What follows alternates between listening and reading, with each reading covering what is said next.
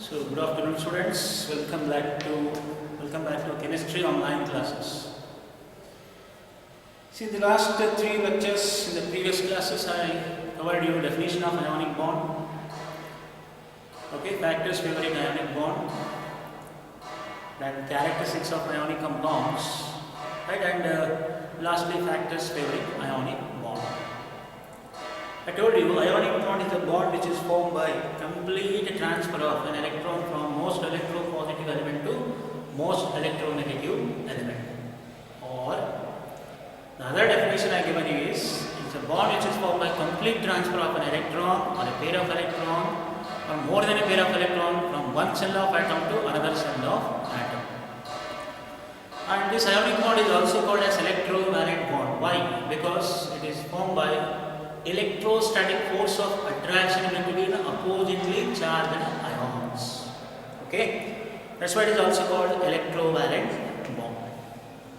Then I told you these ionic compounds they exist as crystalline solids. They are water soluble, having high melting point and boiling points. An ionic bond is a non-directional bond because one electron cannot pull another electron. And also ionic compounds are good conductors of heat and electricity. And the factors favoring ionic bond I told you, low ionization energy of metal, low ionization energy of metal, high electron gain enthalpy of non-metal, high difference in electronegativity between the combining atoms, and high lattice energy. Also equally, what favors ionic bond formation or favors formation of ionic bond, right? Okay. Then in continuation today I will just cover, I told you in detail, first 2 points, low ionization energy, high electron gain enthalpy, okay, and high difference in electronegativity. And I told you common factor always, this ionic bond is formed between a metal and non-metal. Definitely know that metals are electropositive and non-metals are electronegative. That means metals are having low electronegativity, whereas non-metals are having high electronegativity. This large difference in electronegativity between metal and non-metal favors ionic bond formation. And fourth factor, lattice energy. Today let us continue with the lattice energy. What is this lattice energy and how this lattice energy is responsible for formation of ionic bond? Okay. What is this lattice energy? Or it is also called as lattice enthalpy. Okay, lattice energy or lattice enthalpy, which is denoted as earlier as L, now it has been symbolically denoted as U. Okay, earlier it is denoted as capital L, now new it is just get represented symbolically as capital U. Okay. What is lattice energy? Generally I told you this ionic compound exists as crystalline solids.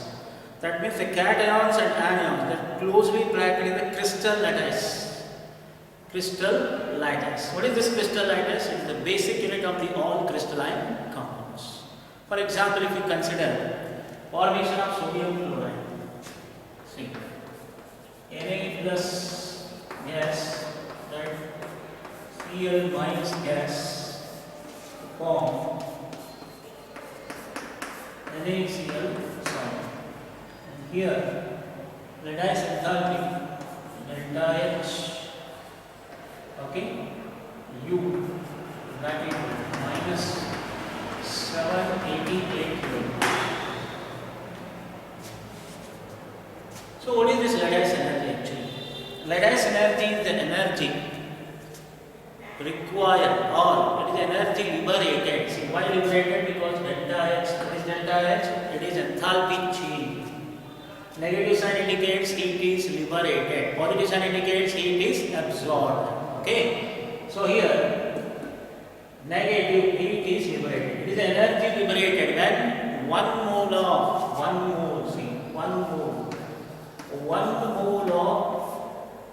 crystalline compound, solid crystalline compound, that is sodium chloride, is formed. How? by the close packing of gaseous cation and gaseous anion. That is gaseous cation sodium ion and gaseous anion chloride ion. That is called lattice energy. I will repeat, it is the energy liberated when 1 mole of crystalline compound is formed by how? With a close packing of its gaseous cations and gaseous anions. It is generally exothermic, and you can calculate this lattice energy using Born-Haber's cycle. Using what? Born-Haber cycle. So this Born-Haber cycle, actually it was here only, now it has been transferred to your chapter thermodynamics. There you will study as application of what? That is what the Hess law's application to calculate lattice energy. Okay? But still I will give you a small idea about this lattice energy. What about this Born-Haber cycle? Okay, right. First, what is the definition? Just a minute. Definition is, it is the energy liberated. Okay, it is energy liberated when 1 mole of solid crystalline compound.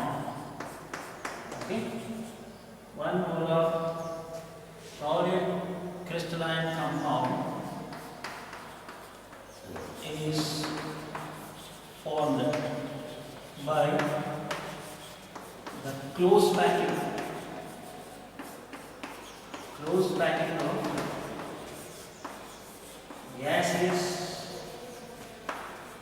cation and gaseous anion. Okay, it is energy liberated when 1 mole of solid crystalline compound is formed by how? Close packing of gaseous cations and its gaseous anion. So that is called crystal lattice energy or lattice energy. Remember, or this can also be just defined as another manner, or it is the energy required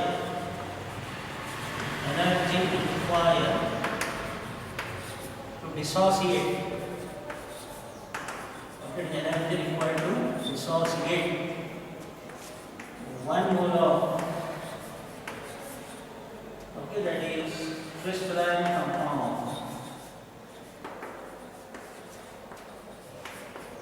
Okay, 1 mole of crystalline compound into its gaseous cations and anions. Gaseous cation and anion. See, you can define in terms of exothermic, that is heat liberated, and it is also defined in terms of endothermic, that is heat absorbed or required. Because we are calculating it with what? One of the cycle called as Born-Haber cycle. Okay? That will tell you. If you write, if they ask you what is lattice energy, you can write any one of them. There are O or B. Right? Okay. And remember, so how it favors ionic bond formation means higher the lattice energy, more the tendency to form the ionic bond. How? Because the factors affecting this lattice energy are very simple. Smaller size of cation, the higher lattice energy. Because lattice energy is directly proportional to polarizing power, but inversely proportional to size. I'll repeat, this lattice energy is directly proportional to polarizing power, directly proportional to charge, but inversely proportional to size. What is this polarizing power? Polarizing power is the ratio of charge of ion to size of ion. I repeat, charge of ion to size of ion. Okay. See this lattice energy, just right here. Lattice energy. Lattice energy directly proportional to charge, that is inversely proportional to size. But remember, polarizing power. What is this polarizing power? It is the ratio of charge of ion to size of ion. Okay? That's why see, it is inversely proportional to size but directly proportional to charge. Higher the charge, higher the lattice energy. Smaller the charge, smaller the size, higher the lattice energy. Higher the lattice energy, more the tendency to form ionic bond. And remember, the compound is stable. It is not due to octet configuration, but it is due to lattice energy. Higher the value of lattice energy, more stable the compound. More stable the compound. Remember, okay, very important point to be noted. Remember, once again, polarization is that is dissociating a particular compound into cation and anion. Polarization, making two ends, positive end and negative end. That's why, see, that is the ratio of what? Charge of ion by size of ion. Inversely proportional to size, directly proportional to charge. Higher the charge, more the polarizing power, more the lattice energy. Smaller the size, more the polarizing power, more the lattice energy. Higher the lattice energy, more the tendency to form the ionic compound or ionic bond. Remember, okay, very important for seeing at main purpose. The next point to be noted is, after this, how to calculate this lattice energy using Born-Haber cycle. Just tell the idea. Okay, Born-Haber cycle. What is this Born-Haber cycle? Simple, just I will give you a rough idea because we will study this in once again as application of Hess law in thermodynamics. Still, very small medium. Born-Haber cycle. See, if you consider sodium, solid, chlorine, gas, giving sodium chloride solid. Okay, and delta H observed is equal to minus x cubed. See, normally sodium is a metal. It exists as metal. It's a very highly reactive metal. That's why it is kept under kerosene. So whenever it comes in contact with air, it forms oxide, superoxide, peroxide. But when it comes in contact with water, it vigorously reacts, forming sodium hydroxide. With the hissing noise, it liberates hydrogen gas. That's why it is kept under kerosene or paraffin only. Okay, that sodium metal is solid. Normally, chlorine is a diatomic gas, you know, right? That's why it's liquid. First step involved is sodium. Solid sodium atom is converted into gaseous sodium atom. The energy required to convert solid sodium atom into gaseous sodium atom is called sublimation energy, and it's a endothermic plus x cubed. Okay, then converting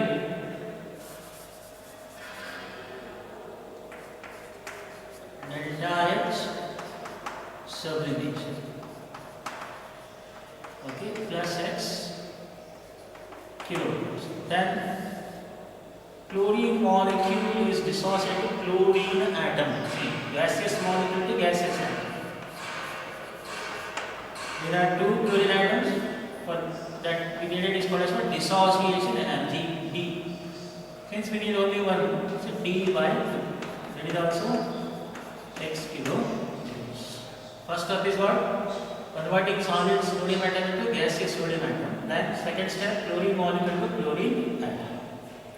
Always it is very difficult to remove the electron from solid, that is atom or metal. That's why first converting solid into gaseous sodium atom. See, both ways. The next step, the energy required to remove electron from isolated gaseous atom to form cation. Okay, that is called as what? Ionization energy. That you already know. Ionization energy. Energy is also plus x kilojoules. Endothermic energy. Energy required to convert gaseous sodium atom to gaseous ion Okay, from isolated gases atom to converting atom is called ionization energy. Then converting gaseous chlorine atom into chloride ion. Here it gains. Electron is added to the same subcell. Isolated gases atom energy is liberated. That is called as electron affinity or electron gain enthalpy, which you already studied in the periodicity of elements. I repeat, students. The energy liberated when an electron is added to the isolated gaseous atom. That is called electron affinity or electron gain enthalpy. So here there's a Cl minus gas. So delta H E or electron gain enthalpy. So these four steps are involved. First, converting solid sodium atom into gaseous sodium atom. Second, dissociating gaseous molecule to gaseous atom. Here sublimation energy directly solid to gas without converting to liquid. And here dissociation energy and ionization energy to convert gaseous sodium atom into ion. And here gaseous chlorine atom into chloride ion is electron affinity. Okay, once gaseous cation, gaseous anion ready, they combine due to a certain force of attraction and form sodium chloride. During which whatever energy liberated, that is called as what? Lattice energy. Okay, as x kilo or x kilo.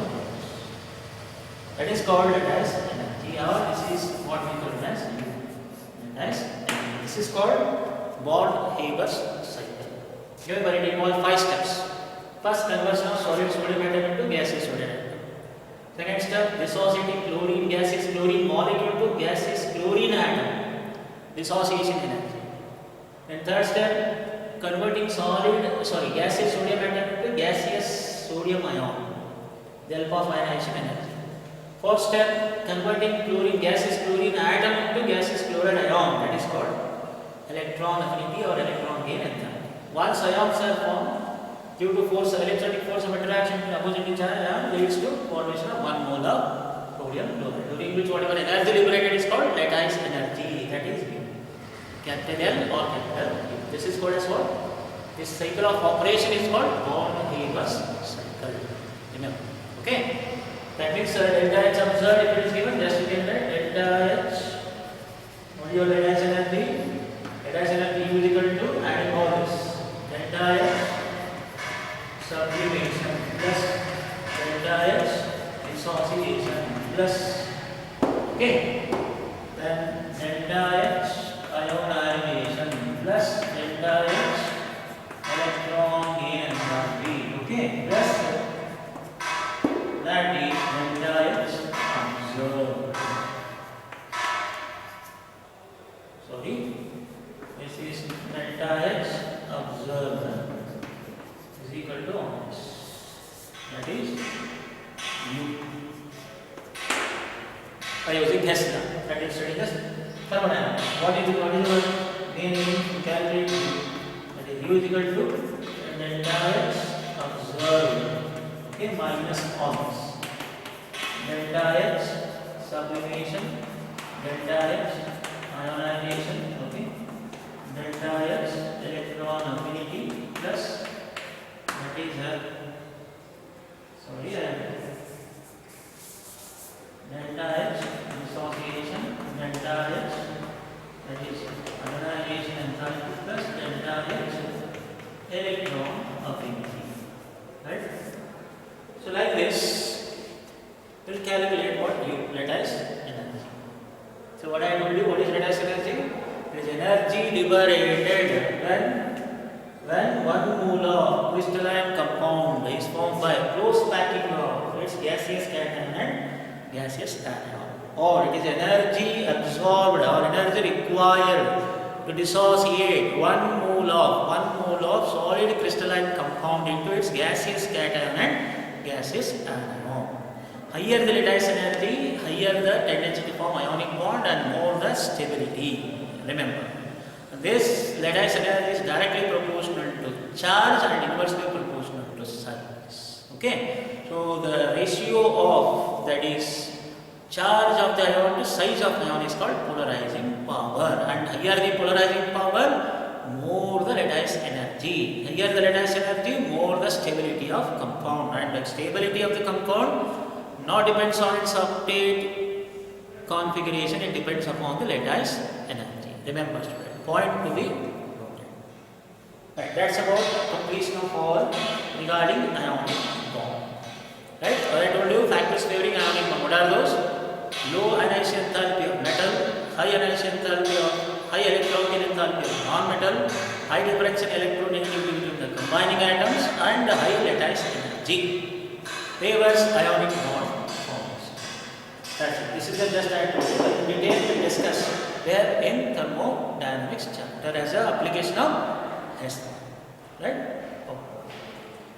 So after lattice energy definition, how to calculate lattice energy using Born-Haber cycle? Let us will go for next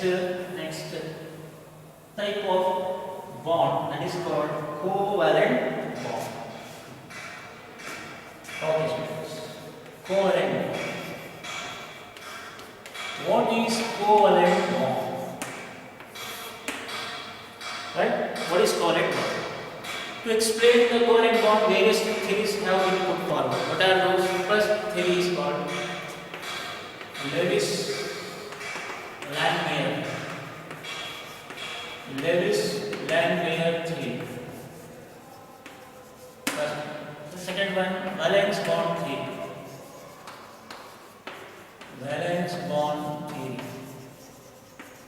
Right, and third one, molecular orbital theory.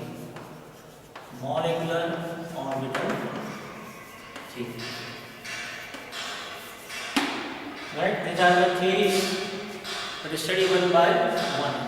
To understand in detail this covalent bond. Not only this, even without hybridization, we have to also understand VSEPR theory, valence and electron pair repulsion theory, and hybridization concept is totally different. It depends on valence bond theory. Right? Okay, students. Now let us move on to first to define covalent bond. According to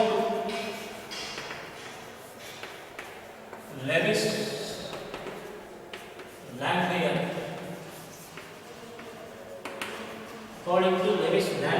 theory, okay, a bond which is formed by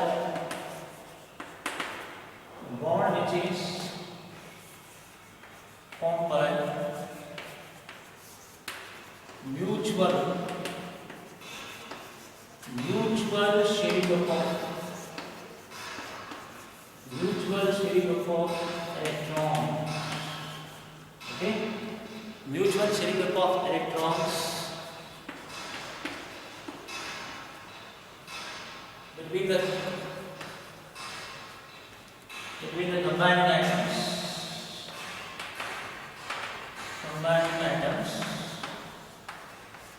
of same or different electronegativity.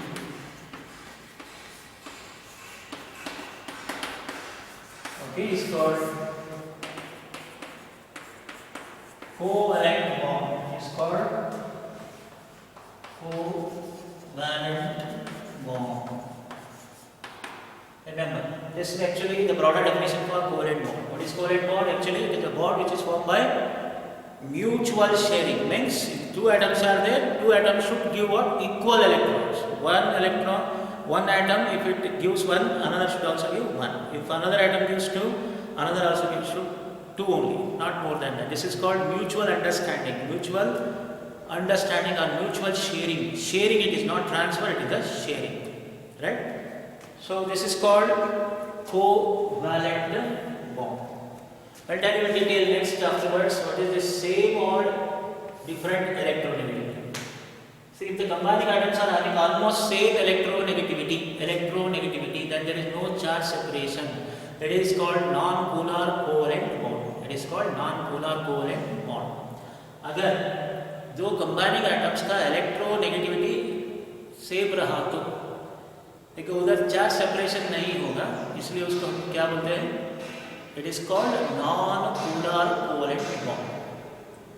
ನೋಡಿ ಒಂದು ಎರಡು atoms combining atoms ಅಲ್ಲಿ okay electronegativity same ಇದ್ದಾಗ charge separation ಆಗೋದಿಲ್ಲ ಅಂತ ಒಂದು ಕೋಲೆಂಟ್ bond ನಾವು ಹೇಳ್ತೀವಿ non polar ಕೋಲೆಂಟ್ bond. Remember non polar which does not carry charge. ಮತ್ತೆ ಸರ್ ಡಿಫರೆಂಟ್ ಬಂದಿರಲ್ಲ ಸರ್ आप different लिखेना different electronegativity means there is a charge separation but that is not a unit positive unit negative but it is a partial positive and partial negative charges. Then it is called what? Polar covalent bond. If the sharing up of electron having different electronegativity is there that creates partial positive partial negative charges. Remember it is called polar covalent bond. Remember non-polar and if the electronegativity is same non-polar. If electronegativity is different definitely polar covalent bond. Remember. Okay. Then, after this particular covalent bond definition, now I will give you definition. I told you what is a covalent bond. That is a bond which is formed by mutual sharing up of electrons between the combining atoms of almost same or different electronegativity. Let us will study types of this covalent bond depending upon how much bonds they are forming. They may form single covalent bond if they share one electron. They may form double covalent bond if they share two electrons. They may form triple covalent bond if they share 3 electrons each. Okay, therefore single, double and triple covalent bond. Let us see with the examples. First, I will show you with what that is single covalent bond. Covalent bond which is formed by sharing of single electrons, mutual sharing of electrons which combine atom is what? Only one. Or single covalent bond. The bond order is one actually. Okay. Single covalent bond. That means if both the combining atoms are having almost same electronegativity and they share only one electron from each side, then it is called single covalent bond. For example, hydrogen. And let us start from the ionic given hydrogen, one dot, another hydrogen, one dot. They share both and forms the and this is leads to what? Hydrogen H2. Remember. Okay, duplet. Then second, not only hydrogen, even fluorine. Fluorine, there are 7 valence electron on each. 2, 4, 6, 7. Each side 2, 4, 6. This fluorine also 2, 4, 6. Now you see each one sharing one electron from each side. Okay, so this leads to Cl2. Then third, not only hydrogen and fluorine, even if you take fluorine also.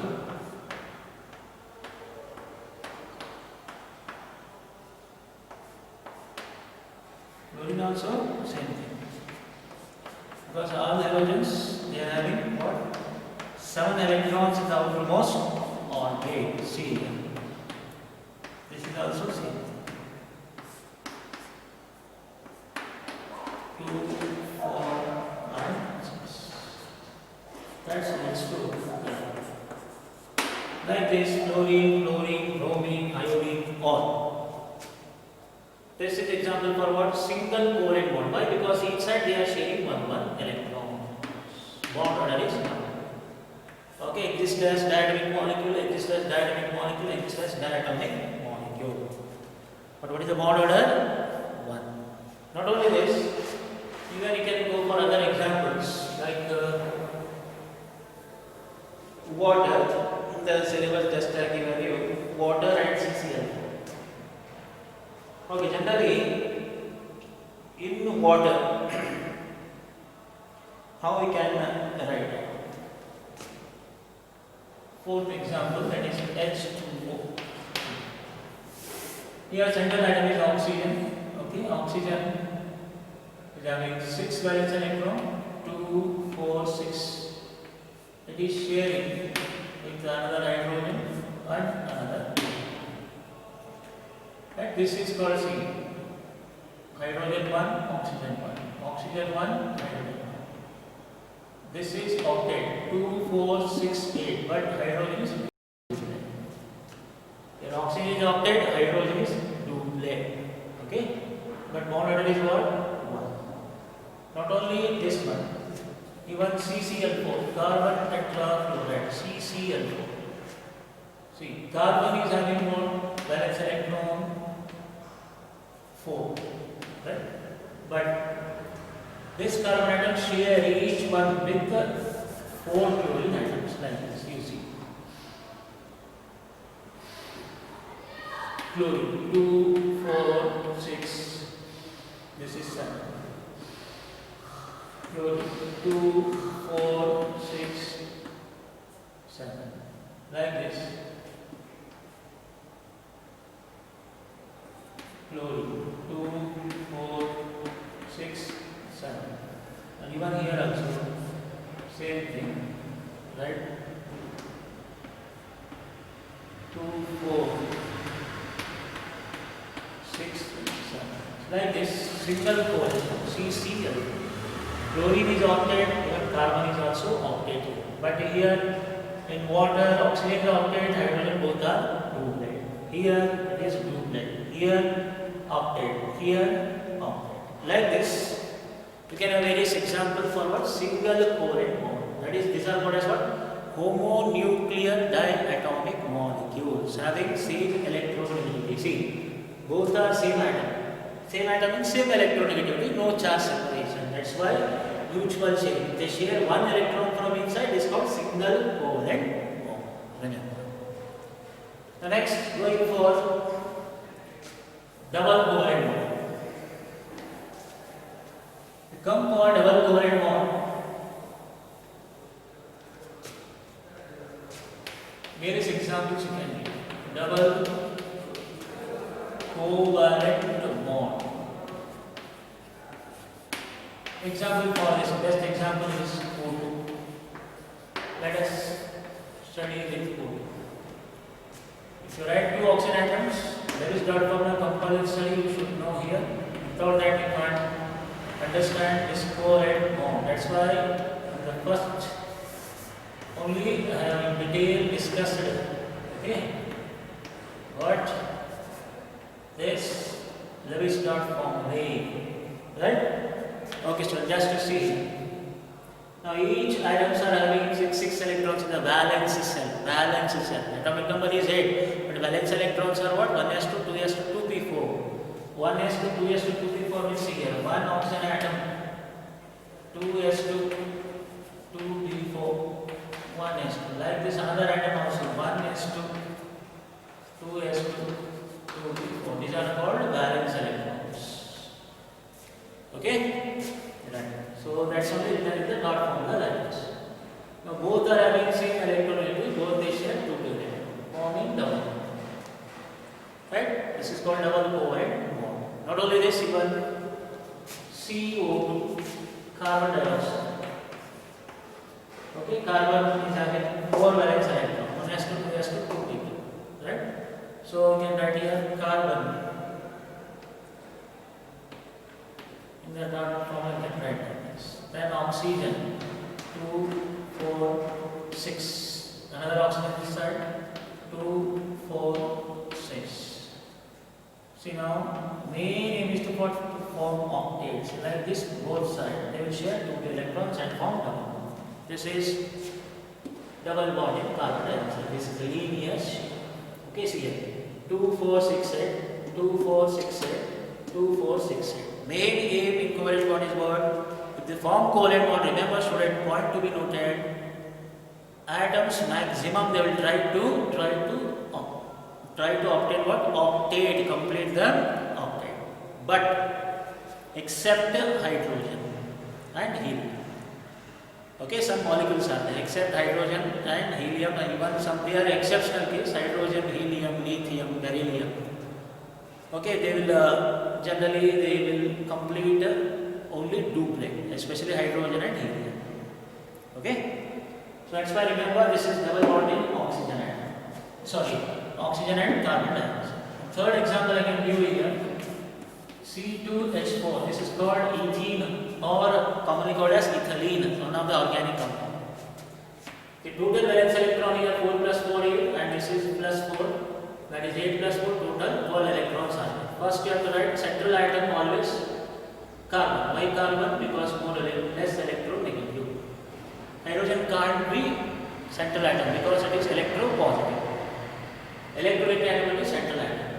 Note ಇಲ್ಲಿ ಎರಡು carbon atoms. Valence electron for carbon is 1 carbon 4.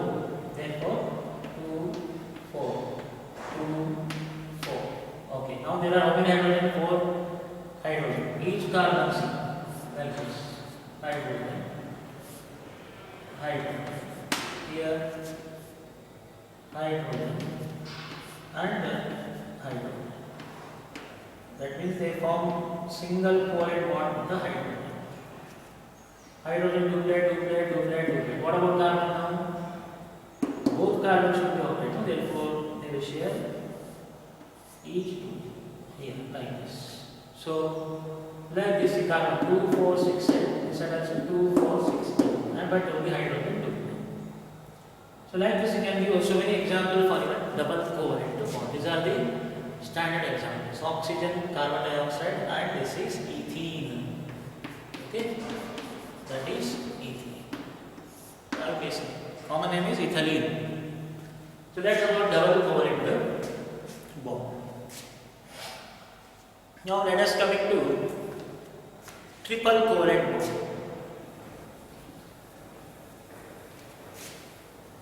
That means each side of the atom they share the same electronegativity, pair of electron, double covalent.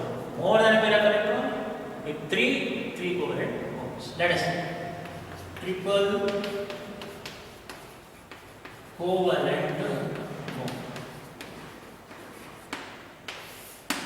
Best example, formation of nitrogen, N2. You know that in each nitrogen atom there are 5 valence electrons. Atomic number is 7. 1s2, 2s2, 2p3. Right? So you just write each atom 1s2, 2s2, 2p3. Here 1s2, 2s2, 2p3. See, both are having 5 valence electrons. That I am writing here electron number. Right? Nitrogen exactly here 3 and 2. Okay? Right, now see here. Both sides they share 3 electrons. Okay, तुम 3 दे दो, मैं 3 दे दूँगा. That is what I call it mutual sharing. Exact. ज़्यादा भी नहीं, कम नहीं. A भी 3 दिया तो A भी 3 दे. Right? That forms a triple covalent bond. But see here, 2, 4, 6, 8. 2, 4, 6, 8. Both the atoms they acquire what? Octet configuration. That is very important. Okay? After nitrogen, you can also give another example here, C2H2. The C2H2 is called as acetylene. Common name is acetylene gas, but it is also called as ethyne, unsaturated alkyne. Once again, carbon, 2 carbon atoms. First you write their valence electron 4. Okay. Now hydrogen. Here, see. Hydrogen will share only 1 electron out of 2. Yes, here also only 1. Here 1 electron, here 1 electron remains. That will come over. Like this, it will transfer. Okay? Then each will share 3 electron, forming triple bond. Okay? So like this is the structure of C2H2, triple covalent bond. Nitrogen, okay, and this is acetylene molecules. So that's about definition of covalent bond and types of the covalent bond. If they share single electron, single covalent bond. Two electrons or double electrons, double covalent bond. If the 3 electrons, triple covalent bond. Right. Okay. Further we will study what are the sigma and pi bond. And further with the help of valence bond theory. Not now. That's why I'm not specifying whether they are sigma or pi covalent bonds. Okay. If the electronegativities are same, then they are called as non-polar. These are all non-polar covalent compounds. These are non-polar covalent compounds because electronegativity is same, no charge separation. Remember, and these are called as what? Homonuclear diatomic molecules. I will repeat: homonuclear diatomic molecules. What are given in this single covalent bond? H2, right? F2, Cl2, Br2, I2. Remember, single covalent bond. Double covalent bond, oxygen, right? Even C2H4. And triple covalent bond, nitrogen, N2, and C2H2. These are the standard examples. And these are all homonuclear diatomic molecule. Homonuclear diatomic molecule. Homonuclear diatomic molecule. These are heteronuclear, not heteronuclear, but these are unsaturated. Remember. Okay. Right. We can't tell them as diatomic because there are 6 atoms are there. That's why very important point to be noted. Just you can see. Homonuclear means same atoms, not other atoms. These are also same atom, but here bond order is 2. Same atom, but here bond order is 3. Here all single covalent bond, here double, and here triple. Okay, so that's about types of covalent bonds. Now coming to what is that? Factors favoring covalent bond. Factors favoring covalent bond. What are the factors which favors covalent bond? Very importantly, first one, combining atoms should have small difference in electronegativity. This is very important. That's why the definition I told you, same or slightly different. Okay, slightly, not more, slightly. Then second one, when covalent bond is formed. When covalent bond is formed, okay, each atom should complete, okay, octane. Very rarely, as I told you, exceptional case, for hydrogen and helium it is duplane, only 2 electrons. Okay? But majority octane. Third, high electron gain enthalpy is also equally responsible for polar covalent bond here. Polar covalent bond. Okay, that's why I am repeating non-polar and polar. If electronegativity atoms are same, non-polar. If they are different, then that is charge separation. High electronegativity, charge separation, definitely polar covalent bond. Then fourth one, smaller atomic size. Smaller, combining atoms should have what? Smaller atomic size. Right? Smaller the atomic size, definitely overlapping of atomic orbitals will be more.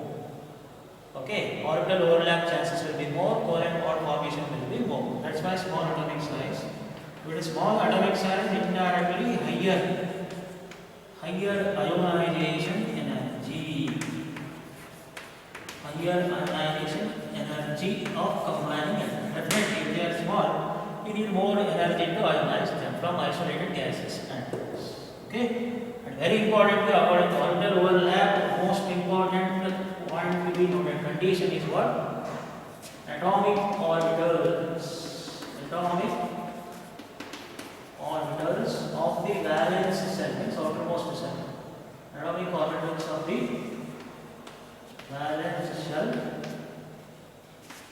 should contain unpaired electrons.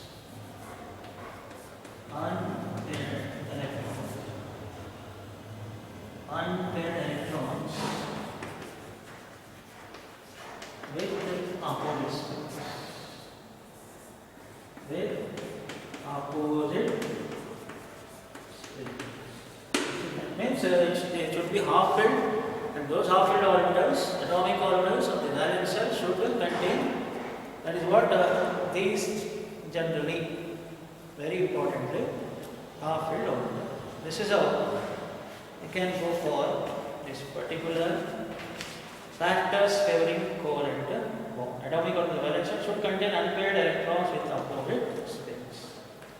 These are the factors favoring covalent bond. I'll repeat. Combining atoms should have same or slightly different electronegativity.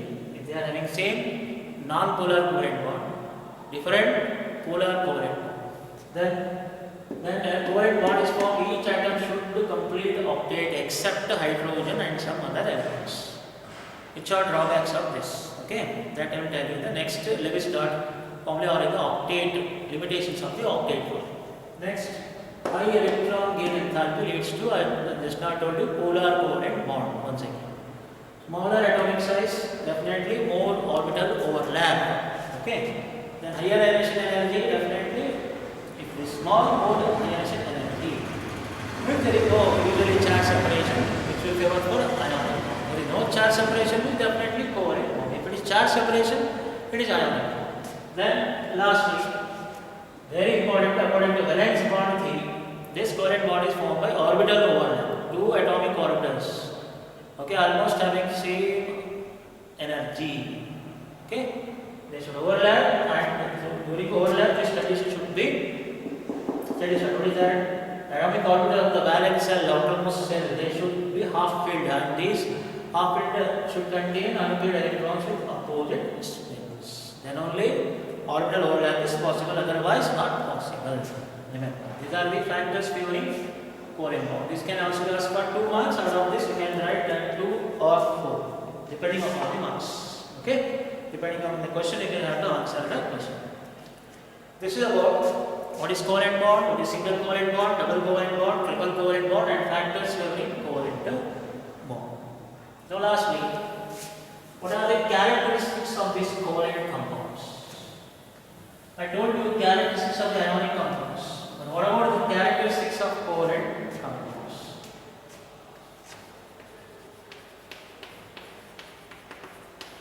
Characteristics of covalent compounds. This is extra information, especially for CET purpose. Okay, students. What are the characteristics of covalent compounds? First, mainly existence, physical existence. Covalent compounds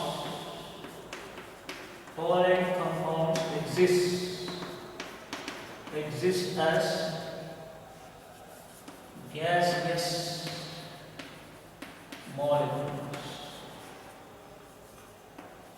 gaseous molecules or liquids rarely. Majority they exist as gaseous molecules. Okay, then but not solid. Secondly, covalent compounds are soluble in non-polar solvents.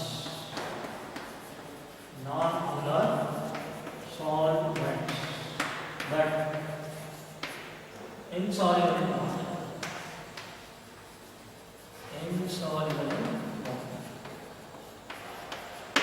This is second regarding solubility. After physical state and solubility, it's a term of what? Melting point and boiling point. Covalent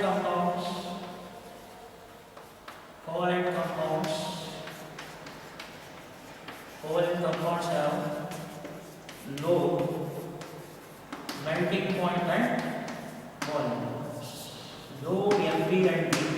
MP and dP means melting point and boiling point. molecules. Why? Because they can be broken very easily. They are not packed in the crystal lattice like that of ionic compound. That's why when you compare, I told you, ionic compound exist as crystalline solids, but covalent compound exists as gaseous solids. Ionic compounds are soluble in water, insoluble in non-polar solvent. But these are exactly opposite. These are soluble in non-polar solvent, but insoluble in polar solvent like water. Ionic compounds are having high NP and BP. Why? Because they are attached in crystal lattice. They are closely packed in the crystal lattice. Here, covalent compounds not like that. They can be broken very easily. Therefore, they have low melting point and boiling point. Next, regarding conductivity, covalent compounds. Covalent compounds are insulator. They are bad conductors of heat and electricity. Whereas ionic compounds are good conductors of heat and electricity. Right? Because ions are responsible for conductivity. Then fifth one, covalent compounds exhibit isomerism. This is a very point to be noted. But this crystalline compounds, except the coordination compound, it does not exhibit any isomerism. Okay, and sixth one, lastly, covalent bond or covalent compounds is a directional bond. Directionally nature. Okay, it is directional bond. Okay, right. So that because it exhibits isomerism. These are the characteristics of covalent compounds. That means in this today's class I covered you regarding what lattice energy. What is lattice energy? Factors favoring lattice energy. How to calculate lattice energy using Born-Haber cycle, right? That's completion of ionic bond. Then definition of covalent bond. Three theories: Lewis-Langmuir theory, valence bond theory, molecular orbital theory. Definition of covalent bond I given you. Then factors favoring covalent compounds and this characteristics of covalent compounds. Right? So today we'll stop here. So in tomorrow's class, we will have discussion regarding very importantly, octet rule, limitations of octet rule. Okay, then the rules to write a Lewis dot formulae of simple covalent molecules. Very important point, and very interesting class I will make you to easily write the Lewis dot formulas of whether homonuclear or heteronuclear molecules. Okay, for that you should be perfect with the Lewis dot formula, without which you can't write further any other concept easily. For covalent bond you should know perfectly Lewis dot structures or Lewis symbols. Please try to practice in the home, students. Okay. Right. So thank you. Once again we will meet in the next class. That is what? Octet rule, limitations of octet rule, and rules for writing Lewis dot formulas of simple molecules and even ions. Right? Thank you. Have a nice day.